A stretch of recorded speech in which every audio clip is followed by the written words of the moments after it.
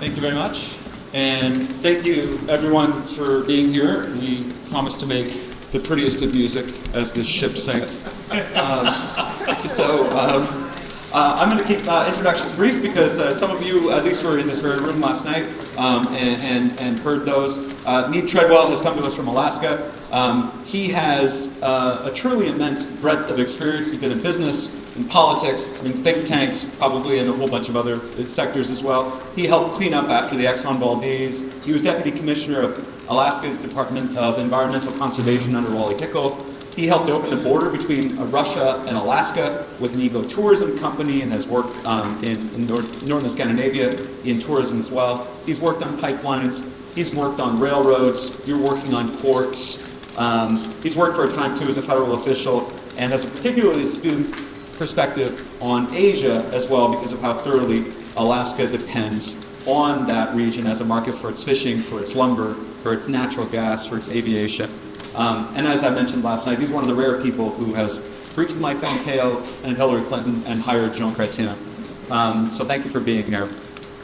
Luke Coffey is a senior fellow at the Hudson Institute. He's focused on national security and foreign policy. Before that, he spent a number of years at the Heritage Foundation as the director of foreign policy. The Heritage Foundation, of course, a group that has grown considerably more influential in terms of the direction that the United States is taking right now. So we're very happy to have you here. He spent a number of years as the defense policy advisor to the Conservative Party in the UK, 18 months as a special advisor to Defense Secretary Liam Fox, and has made numerous trips to the Arctic, especially on the European side, including Svalbard.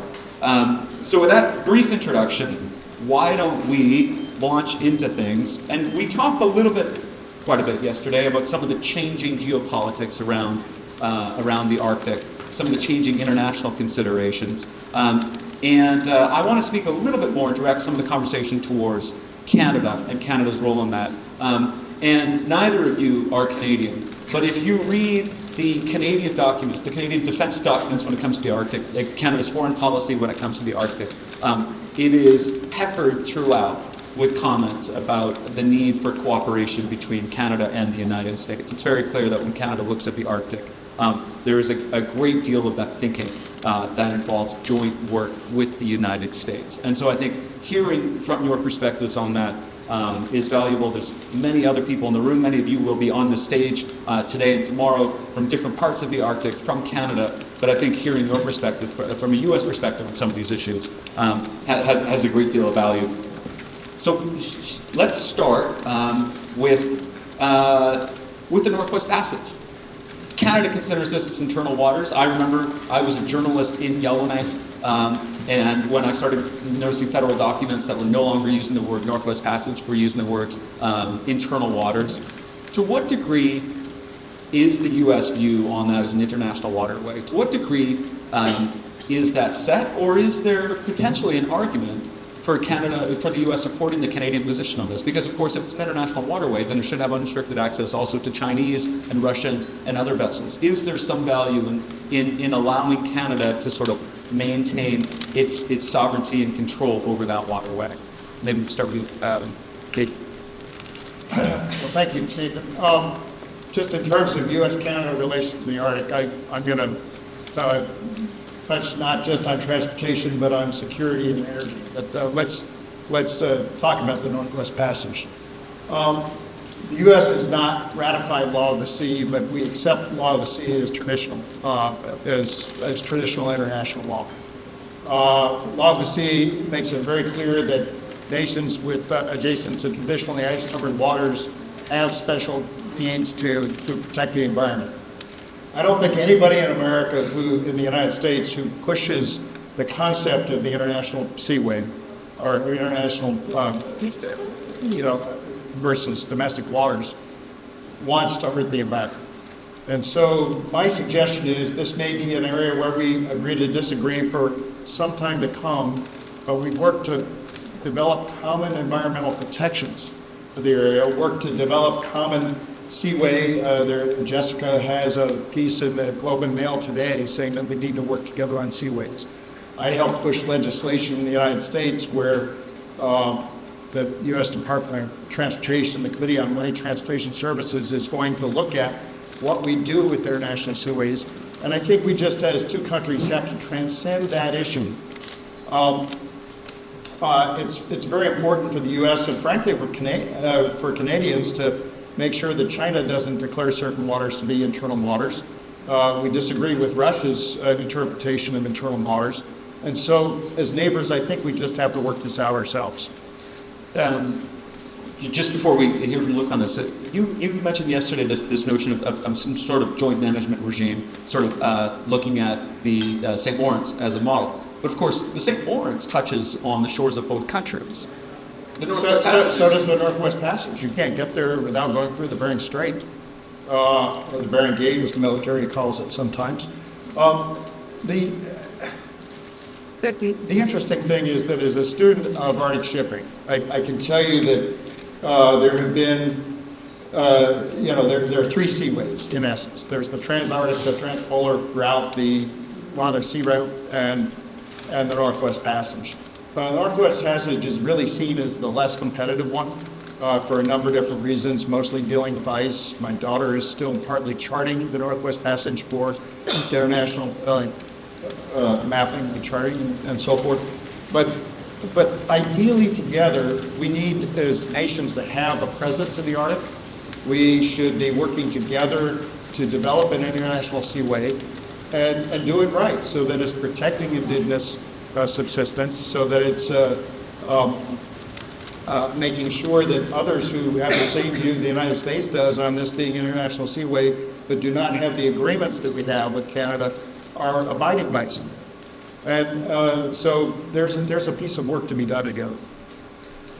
Yeah, I agree with Mead that this might be one of these areas where the U.S. and Canada have to sort of agree to disagree and then find practical solutions to these local problems in order to maximize the potential of the Northwest Passage. And also I agree that it's a slippery slope because, Russia is also declaring the Northern Sea Route as internal waterways, and of course China would apply similar declarations to other areas in Southeast Asia. So saying that precedent could have geopolitical implications further afield. So maybe we need to think of this, maybe the US and Canada need to work closely together on this issue. Admittedly, right now it seems to me a difficult time, but it won't always be like this, I promise. And maybe we should view the Northwest Passage as a North American waterway and work together to make sure that our shared geopolitical interests when it comes to Russia, when it comes to China, are met in this important part of the world. So it's not a global international waterway, it's not an internal Canadian waterway, but it's, as we pointed out, Alaska plays a key role as either the terminus or the entry point, depending on which way you're going. And maybe this should be seen as a North American waterway. In the same way that we look at the airspace as being North American, we look at the territorial defense as being North American between the U.S. and Canada. So I think this might be the best way to approach it. The easiest thing to do is to say we're at loggerheads. And yet, if you put a fiber optic cable through the Arctic, law of the sea makes it very clear that one nation can't really stop another from putting fiber in the exclusive economic zone. When it comes to shipping, we have access areas that are EEZ, and we cannot prevent Canadian ships from moving through that. Frankly, I will tell you that on a port we're working on in the Gulf of Alaska now, that the Trans Mountain Pipeline is shipping so much more oil to Asia. We're concerned about oil spill risk from Canadian oil going right past Alaska shores, and we have no regulatory handle to insist on better preparation. It makes sense for our countries, whether it's the Gulf of Alaska, the Bering Strait, the Northwest Passage, to ensure that we've got proper environmental protections, proper icebreaker coverage, proper oil spill prevention coverage, and search and rescue, which we do have an agreement on first agreements. I paid for the 8-nation Arctic Marine Shipping Assessment on chair of the Arctic Research Commission. American taxpayers paid. The point being is that we would that happen We have gotten most of the rules set in the Arctic that assessment called for under the Arctic Council, but we haven't brought the resources. We've got to figure out a way to bring the investment resources to this area to make the security and the safety happen, and the reliability. You worked on Exxon Valdez. How much? Can you talk just a little bit about how much? Because clearly spills are a major concern. Yeah. We don't want spills. We don't want any more spills. But to what degree have the lessons learned from that you think changed the potential safety considerations around shipping through some of those Arctic waters? So first off, we learned when you're shipping major amounts of oil, it's very good to have an escort service. We have tugs. There are tugs off the coast of British Columbia. There's been a big fight about getting more tugs in the Puget Sound area. We have absolutely no money to pay for tugs in the Gulf of Alaska, the Bering Sea right now. And so that's part of the concept of the seaway. Think about it this way. Russia has a plan with the Northern Sea route where their analysis says of the 18,000 vessels that use the Suez Canal every year, about 10% of them are matches that would make it more economic to use the Northern Sea route. And so they have a shingle up and they say, we will provide shipping services for $500,000 a voyage. That's about $900 million a year. Should shipping services in the Arctic Ocean be exclusively Russian? I think they should be Canadian, American, Finnish. I think we should be working together on this. And somehow getting the money to pay for what we need in terms of ports, in terms of spill response capability, in terms of charting, and in terms of icebreakers, is a joint mission we have to work on. When you look at, again, you're saying that St. Lawrence is just two nations that join each other. The fact is we have ports that compete, but we promote that seaway together. We make sure that there are locks that work, that are icebreakers that work, that there's one number called to get your inspection. And that's what we should be doing in Europe.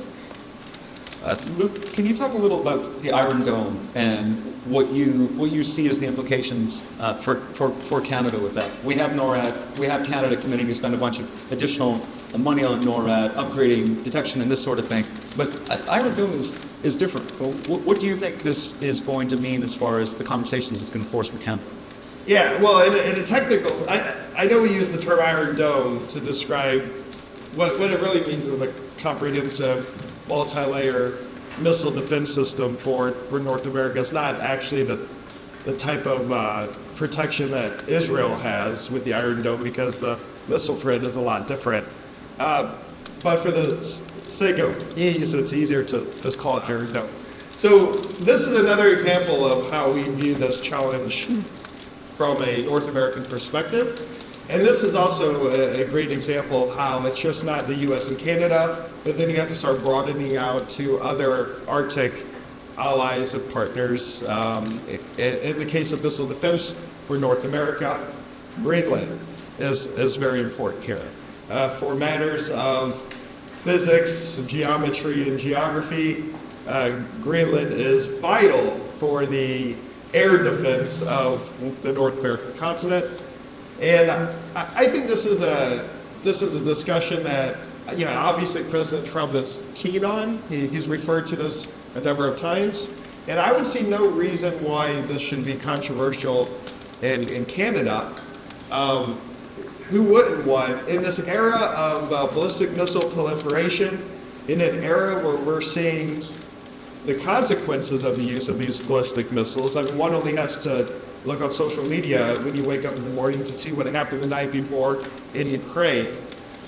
Why wouldn't we want this, and why shouldn't we do it together? So I think this could be it's sad to say that at this time, two countries like America and Canada need confidence-building measures, but this could be a confidence-building measure on that relationship that can benefit both sides.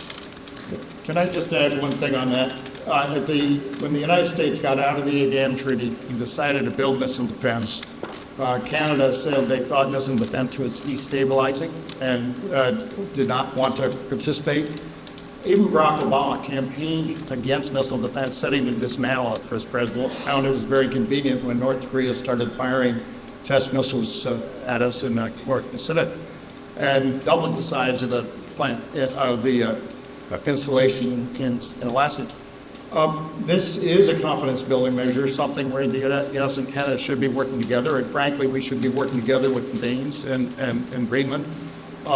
Had we been cooperating on missile defense, we might well have had fibers from Thule to Alaska much sooner than now. There are people here who are looking at fiber in the Northwest Passage, and it's pretty important that we work together on this. It's not just ballistic missiles, it's cruise missiles, it's hypersonics, and we have to get with the, I jokingly say, get with the 90s. We really do have to pay attention to what the technology is, because we're seeing it used against our own bases or against our allies, and it's a real problem here. You were talking about kind of the geometry of defense. Presumably that geometry would suggest that you'd want elements of this Iron Dome or whatever it is to exist in the Canadian Arctic archipelago as well. I think I mean, to have a comprehensive coverage with the radars, the sensors, the interceptors, you would have to. I mean, I don't want to sit up here leading everyone to believe that I'm an expert on how these systems work, but I think even as a layman, it's quite clear that just like you had a map, one would mean components of a comprehensive North American missile defense system inside the heart of North America, which is the Canadian, the Canadian Arctic. I want to ask what both of you see as kind of this, the potential Canadian contributions to defense, apart from sort of access to Canadian land, whether you see much in the way of Canadian contributions. And I should say that I single-handedly contributed to the degradation of Canada's sovereignty capabilities in the north at one time on a Canadian Ranger patrol where we had jerry cans on Cometics, and I filled up my snowmobile, only afterwards discovering that it had a K on it, and I filled my snowmobile with kerosene. I'm sure you're popular with the sergeant. They were not pleased. They got it running, but I'm not sure it ran for long. But that has been what Canada has done. I mean, we have this network of Canadian Rangers. We have had over the years sort of patrols of this sort of thing. Do you see any potential Canadian contributions to Arctic defense? Is this an area where perhaps Canada should be putting in research dollars, or is it more a matter of Canada being willing to partner with the U.S. on technology that already exists? Look, the issue of defense spending in Canada it's a touchy one in Washington, D.C. And, one of the problems that we have now with President Trump's rhetoric and the bilateral dispute that we have is that it's kind of masked over many of the legitimate issues that we have in the relationship. So we can't really discuss, we're discussing annexation and 51st state and tariffs, which, is up here. In reality, there are issues like defense spending, investment in defense, Canada's role in NATO that we should be discussing, and these are legitimate issues. I think not only most Americans, but I suspect most Canadians and most Europeans in NATO would love for Canada to meet the 2% of GDP benchmark, if not exceed it. I think that would be a good first step in the contribution to the overall security of the alliance. I think, and we've seen this in recent years, but I think in the NATO context, we would like to see a more accommodating or a more open-minded approach about NATO's role in the Arctic. I remember back at the Lisbon summit in 2010, when that strategic concept was being agreed to and published, sitting in a room between, at the time I was part of the British delegation working for Liam Fox as the Defense Secretary of the UK, and I was in a room with Peter MacKay and the Norwegian Defense Minister, whose name slips my mind, and Liam Fox was trying to broker common language about the Arctic that we could put inside the strategic concept. And at the time, Canada didn't want it mentioned in an official NATO document. Norway did. The Brits were trying to negotiate a set of words that everyone could agree on. In the end, there was no agreement, so the word Arctic wasn't mentioned in the strategic concept. But we've seen a softening approach to this from Canada, which I think is positive. And the reality is NATO has to be able to defend Svalbard in the same way it has to defend Sicily. And it cannot ignore the region just because it's above the Arctic Circle. So I think just a more open-minded approach from Canada on NATO's role and how Canada fits into that would be welcome.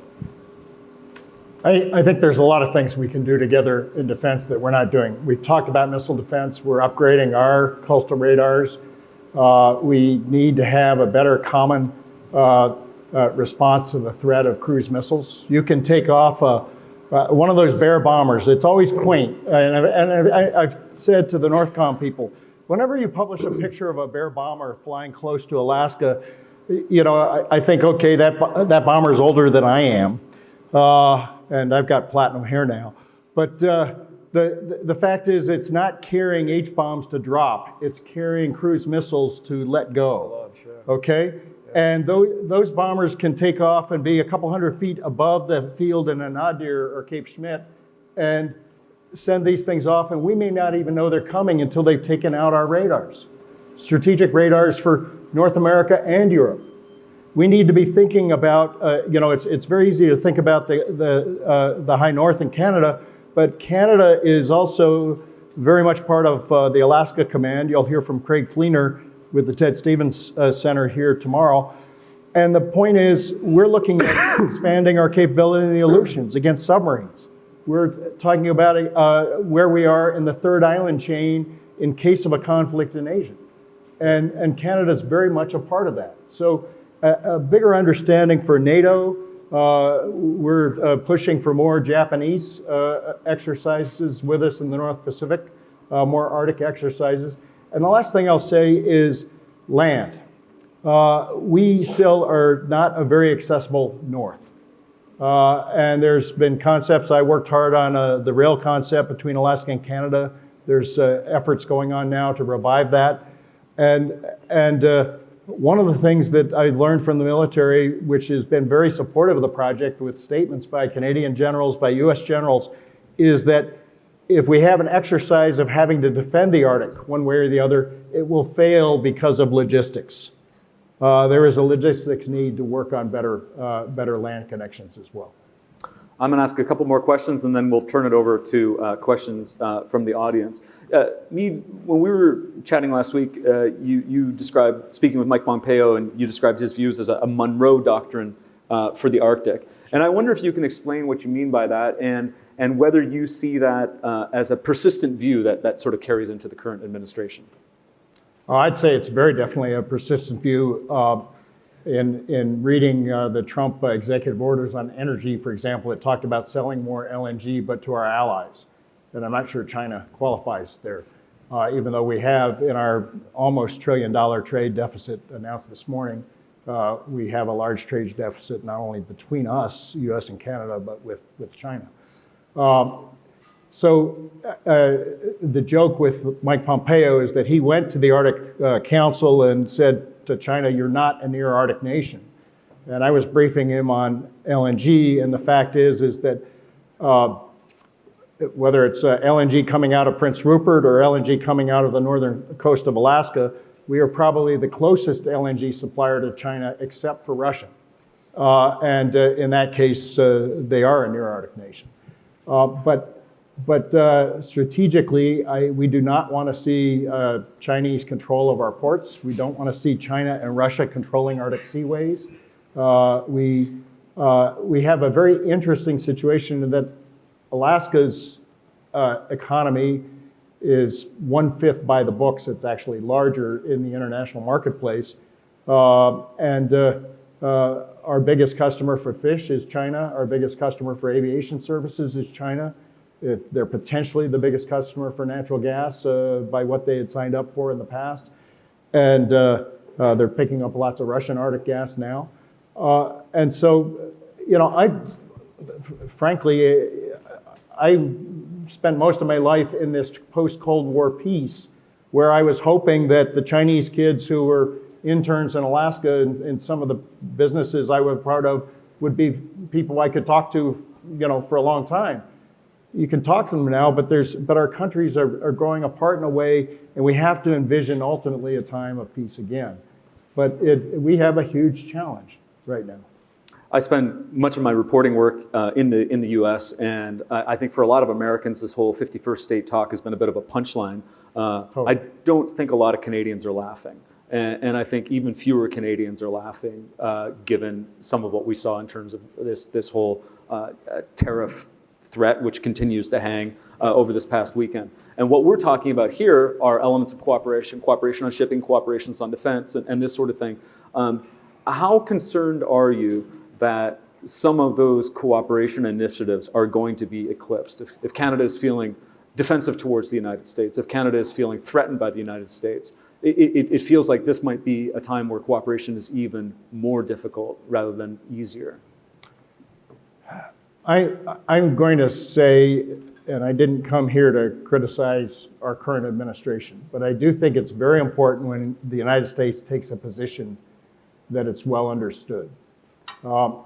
I've had calls from Denmark and calls from Greenland saying, can you explain to us what else we should be doing on defense? That needs to be explained better. No matter what the outcome is or what the president's premise was in what he said. Likewise with Canada, we have a very odd situation with a strong American dollar and a fairly weak Canadian loonie at this point. And that has meant, frankly, that there are economic interests in the United States pushing for tariffs. I'm somebody who's traditionally a free trader, and I think we have to look at that. One of the reasons why the Canadian dollar is not as strong is because it hasn't been spending as much time thinking about export of natural resources that had made the dollar strong in the past. So there are reasons behind some of these things that we need to talk about seriously. And the punchline is tough. Frankly, PM Trudeau trolled Trump at a G something summit early in his first term, and he's been trolling back. And I think you just have to see beyond the fluff. I think it's a reminder of the importance of institutional relationships, whether it's just a setting like this where Americans are here amongst Canadians and other Arctic partners and friends, or at the governmental level, below the political level, where regardless of the rhetoric coming from Ottawa or Washington, and right now it's certain, despite the trolling, it's definitely more from Washington. That relationship, that important relationship, continues on. Sure. And it will continue on because deep down we all know that we're in it together. We're sharing this land, we're sharing this continent, and we really have no choice. But it's certainly unfortunate the way it's been portrayed. And having just arrived here yesterday from Washington, and I turn on the television, it's nonstop, right? And I understand that. But when you're in America and you turn on the television, imagine what you're experiencing on your television about the US and Canada, but then add about 15 more of these. The American viewer of cable television is every 5 minutes there's like a new Canada-like drama playing out. So for many Americans, it's just a bit overwhelming. It's interesting because I've seen on social media a lot of traditionally MAGA supporters saying, we wanted lower groceries and a secure southern border, not Greenland, Canada, and the Panama Canal. So I think the messaging from the White House will have a lifespan on Canada and issues like Greenland. And I think this is just Trump's way of his opening negotiating approach to what he sees as getting a better deal for the US. And I think that's probably what it is. And he starts up here and we end up somewhere down here and we weather the storm. Mead, and last question before we hopefully get a couple from the audience. On energy, this is another major thrust of the Trump White House is to bolster energy production in the United States. What's your sense of what that means for Canada? Is that provide Canada more space to do further energy development, whether it's in northern British Columbia for LNG export, whether it's perhaps at some point Arctic development, or does this create a new competitive force against the development of some of these Canadian energy supplies? Well, in the big picture, American mining companies look to the finance market in Canada and Australia to help mining move along. Our countries work together on that. If you take a look at TransCanada's and the pipelines in the United States, the railroads in the United States that move energy, move oil, we are joined at the hip. If you take a look at what may happen with wind energy, there's the Port Nova port in Nova Scotia, Port of Sydney, that will be serving wind energy development in the North Atlantic, whether it's Canadian wind energy or US wind energy, which I believe will go forward. When it comes to decarbonization, the Arctic Energy Office at DOE said we're looking for projects to do with Canada. And why? Because, frankly, ladies and gentlemen, however you felt about the Keystone Pipeline, that was a slap in the face. And that was a slap in the face from the last 2 Democratic administrations, who said that we can't trust Canada to produce oil properly. I'm on the board of a company in Calgary that is literally working right now with the producers to decarbonize and decarbonize the Canadian intensity of that oil production. We should be working together on these things. And frankly, that is one of the areas where I expect we will have cooperation. Will we buy more Canadian energy? Yes. Will we invest together in new technologies? Yes. Will we be working? My company, which is working on direct LNG export from the north coast of Alaska, we worked with the NWT government. We have virtually an identical pre-feasibility study on shipping McKinsey gas also out via the Beaufort Sea.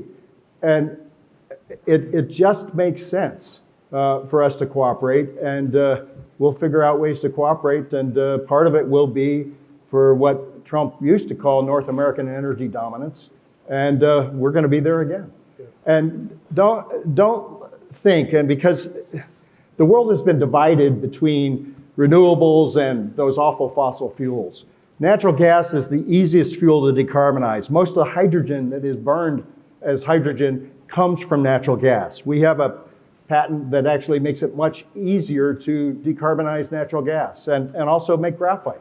There is so much that we should be doing together if we just think about a low carbon economy as opposed to this unnatural divide between wind and fossil fuels. Make them all low carbon. That's where we need to go. Anyone have another question they want to contribute?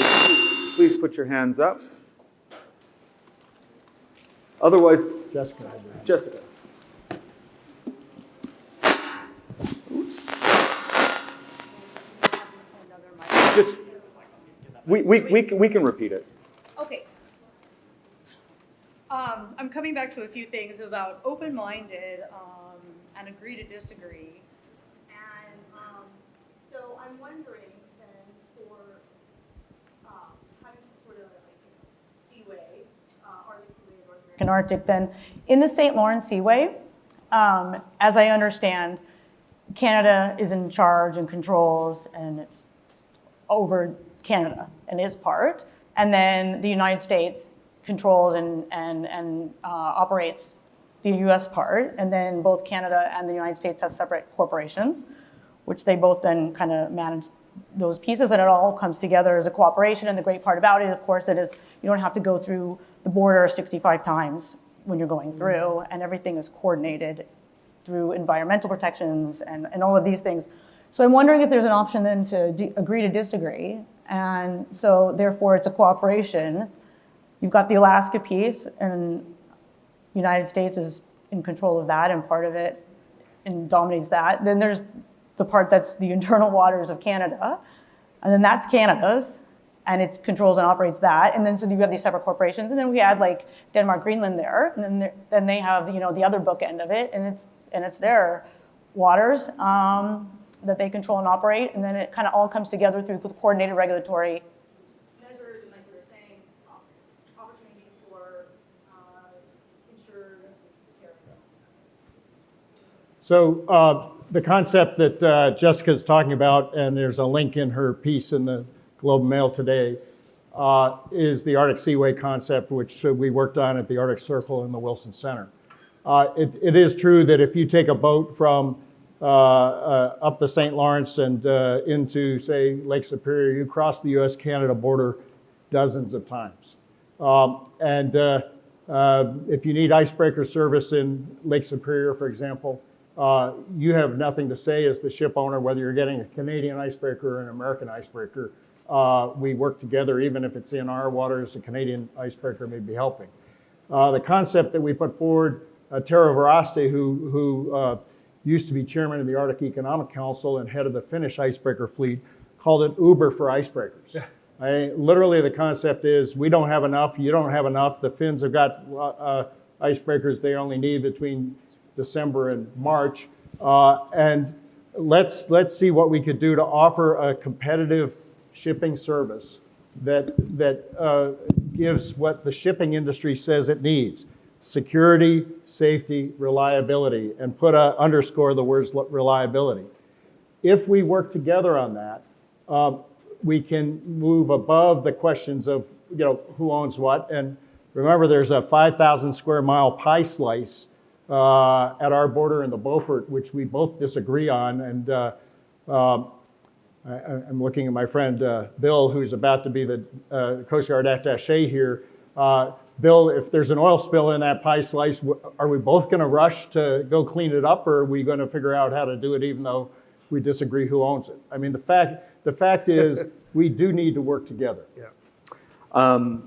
The timer says we are out of time. It's been a great pleasure hearing from you yesterday and today. Thank you for bringing such tremendous insights and depth of knowledge. Thank you. Thank you.